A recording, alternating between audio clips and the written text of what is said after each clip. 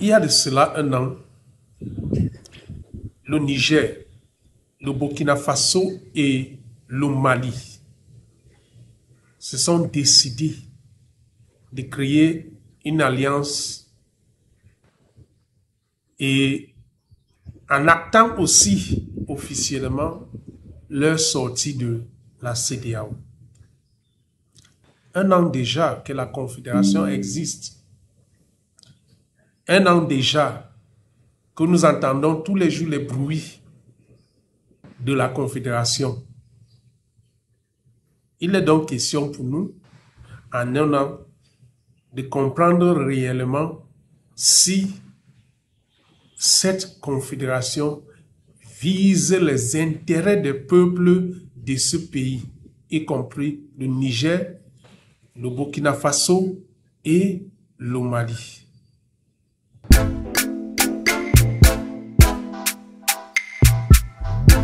Alors, commençons d'abord par regarder les objectifs de la Confédération des États du Sahel, communément appelée l'AES, qui a été créée par le Niger, le Burkina Faso et le Mali. Le premier objectif, c'était la sécurisation. Parce que eux, ils pensaient qu'en tant que trois pays qui partageaient les mêmes frontières, en unissant leurs forces, ils pouvaient apporter la sécurisation à leur pays et leur peuple. Surtout comme ces trois pays, pas les trois, mais au moins le Burkina Faso et le Mali, depuis un certain temps, rencontrent des problèmes de terroristes, entre guillemets. Deuxième objectif de l'AES, c'était l'indépendance économique. Troisième, le développement des infrastructures. Quatrième, la libre circulation. Et puis le cinquième, coopération militaire. Et sixième, la promotion de la paix et de la stabilité. Ça, ces 6 objectifs faisaient en bloc les objectifs de l'AES. Et vous savez, comme j'ai dit tantôt, l'AES a été créée toutefois après leur retrait de la CEDEAO, parce qu'ils jugeaient que la CEDEAO ne les a pas bien traités. Et aussi, il faut aussi noter que ces 3 pays sont dirigés par les militaires.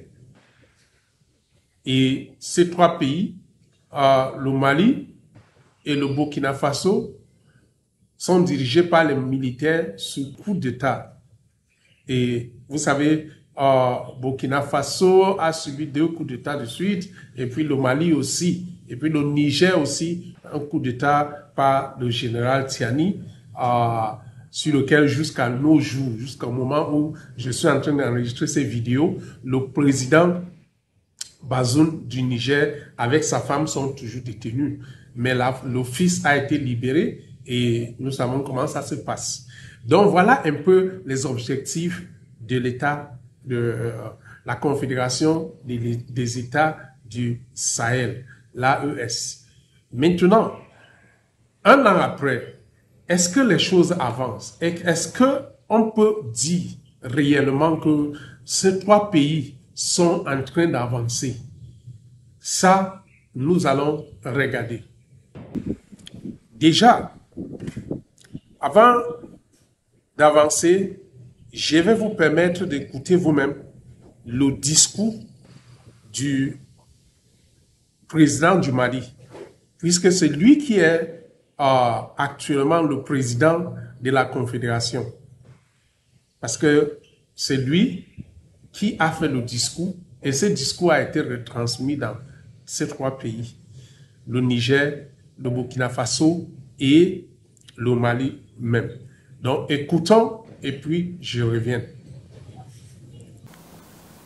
Avec la Confédération, nous avons pris la décision stratégique d'élargir notre coopération à 2 autres piliers essentiels, la diplomatie et le développement. loin d'être un choix fortuit. Cette orientation découle de notre volonté de bâtir une union politique forte, ancrée dans la paix, la sécurité, le développement durable, et permettant d'agir de manière coordonnée sur la scène internationale. La célébration de ce premier anniversaire de l'Alliance est l'occasion de faire le point sur le chemin parcouru. Dans le domaine sécuritaire, nos forces armées ont relevé des défis majeurs face à des adversaires soutenus par des États tiers, à l'image de l'Ukraine qui a ouvertement choisi de se ranger du côté du terrorisme au Sahel. Nous continuons de lutter sans relâche contre toutes les formes de terrorisme et pour défendre l'intégrité de nos territoires et notre souveraineté. Chère population de la Confédération des États du Sahel, dans notre dynamique d'indépendance et de souveraineté recouvrée, nous restons ouverts à la coopération avec les peuples frères et amis dans un esprit de fraternité et de respect mutuel. Fidèle à notre engagement en faveur de l'intégration africaine, la Confédération demeure ouverte à tous les partenariats sous-régionaux et régionaux respectant nos principes de non-ingérence et de souveraineté. Nous prenons une AES qui n'est pas seulement une alliance d'États, mais avant tout une alliance des peuples. Nos efforts visent prioritairement à protéger nos populations et à améliorer leur bien-être à travers des actions concrètes. La feuille de route validée par le Collège des chefs d'État de la Confédération nous permettra de créer des opportunités d'échange, de stimuler les investissements et de promouvoir un développement durable dans nos pays. Le Sahel est riche de ressources naturelles et de potentialités inexploitées. Nous nous engageons à investir dans des projets structurants et intégrateurs qui favoriseront la croissance économique, la création d'emplois et l'accès aux services sociaux de base pour tous nos citoyens. Nous portons une attention particulière à la jeunesse et aux femmes, véritables moteurs de notre développement. Leur dynamisme et leur créativité sont des atouts majeurs pour l'avenir de la Confédération. Je tiens également à saluer nos diasporas qui, par leur engagement et leur soutien indéfectible, constituent un levier solide pour l'AES. Chère population de la Confédération des États du Sahel, le chemin parcouru est encourageant.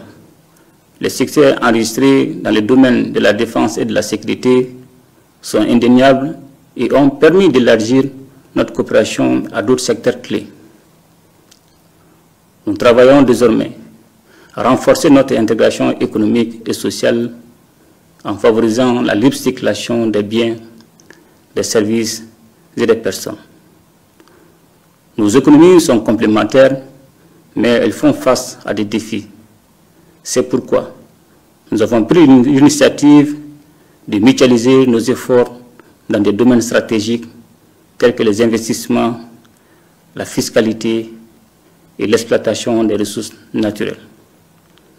La création d'une banque d'investissement et d'un fonds de stabilisation est en cours et nous nous attellerons à mettre en place les infrastructures pour renforcer la connectivité de nos territoires à travers les moyens de transport, les réseaux de communication et les technologies de l'information. Dans les jours qui suivent, il sera mis en circulation un nouveau passeport biométrique de l'AES dans le but d'harmoniser les documents de voyage dans notre espace commun et de faciliter la mobilité de nos citoyens à travers le monde. Des projets culturels, sportifs et éducatifs sont également en cours pour renforcer l'unité de nos peuples. La création d'une chaîne d'information commune est également prévue afin de promouvoir une diffusion harmonieuse des informations dans nos 3 États. Chère population de la Confédération des États du Sahel, nous réaffirmons aujourd'hui notre volonté de consolider chaque jour les liens de coopération, d'intégration et de solidarité entre nos populations et d'œuvrer ensemble pour que le Sahel devienne un espace de paix, d'entente et de prospérité. Je voudrais donc vous exhorter à vous investir davantage pour la réussite de la Confédération, à soutenir les actions des États et à œuvrer pour la réussite de ce projet historique qui conditionnera notre avenir commun. Ensemble, nous ferons de la Confédération des États du Sahel un modèle d'intégration et de développement pour toute l'Afrique. D'abord, pour ma part, je vais donner ici mon impression personnelle. Et ces impressions seront soutenues. En écoutant le colonel Assimi Goïta, personnellement, j'ai l'impression que ces dirigeants militaires sont complètement déconnectés des réalités et qu'ils ne travaillent pas aussi avec les professionnels qui peuvent bien les accompagner. Parce que vous savez, le pouvoir, prendre le pouvoir, c'est une chose. Le gérer bien, c'est une autre chose. Ce qui se passe ici, c'est que quand vous écoutez ce que lui dit, pour moi, je ne trouve pas des solutions aux préoccupations des peuples. Je m'explique. Quand il fait des promesses, par exemple, il parle de les passeports. Quand il parle de une chaîne de télévision, mais écoute, en quoi ça touche la population? La libre circulation, avant l'AES, il y avait la libre circulation. Il n'y avait pas de problème de circulation. Et en plus même, la libre circulation allait jusqu'à 16 pays. Ce n'était pas juste les 3 pays. Donc pour moi, je ne trouve rien de concret dans les promesses. Les peuples nigériens, le peuple burkinabé, le peuple malien, il y a des problèmes qui touchent ces peuples. C'est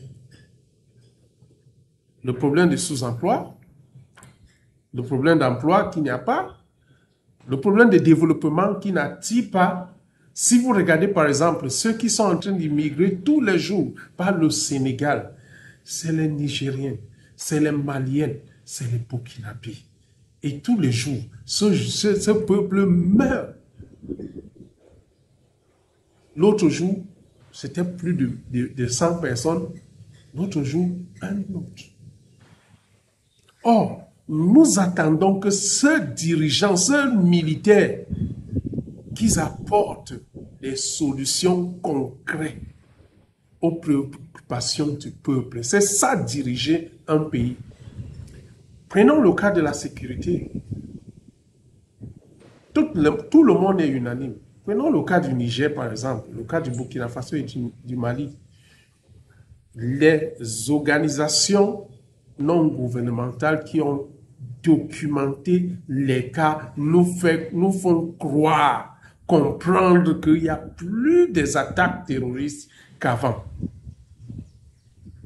Vous êtes sans ignorer ce qui s'est passé au Burkina Faso. Allez vous-même sur Google, allez vous-même sur d'autres réseaux, vous allez voir. Écoutez, moi personnellement, je ne suis pas contre l'organisation ou des confédérations régionaux ou sous-régionaux en Afrique. Ma préoccupation, c'est à quoi ces organisations apportent aux populations. Est-ce que on arrive à réduire le coût de la vie? Est-ce qu'on apporte des solutions médicales à ceux qui sont malades tous les jours? Est-ce qu'on apporte des réponses aux vieillards qu'ils attendent?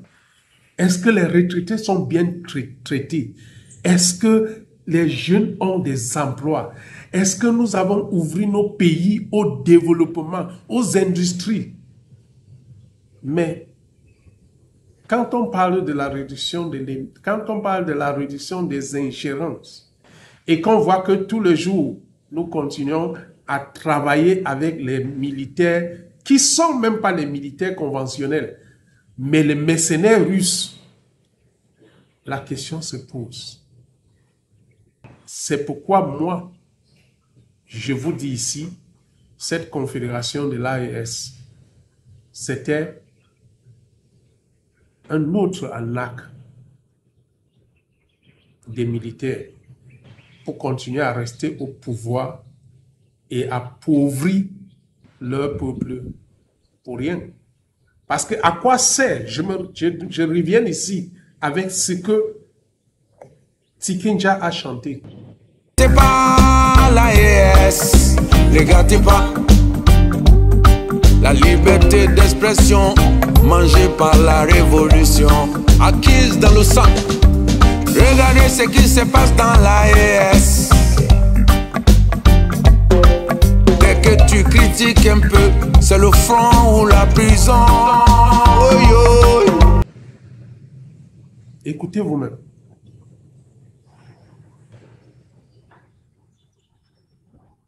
Mais bien sûr, l'AES aujourd'hui, c'est